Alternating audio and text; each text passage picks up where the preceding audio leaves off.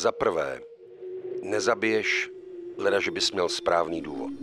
Za druhé, nepokradeš od těch, kdo jsou ti jako rodina. A za třetí, nesesmilníš s jejich ženami.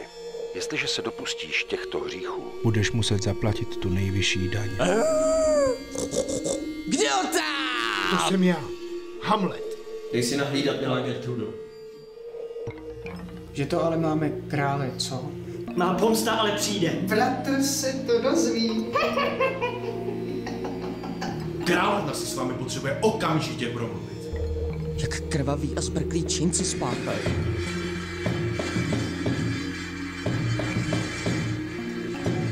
Už se nesedím v pokoji, když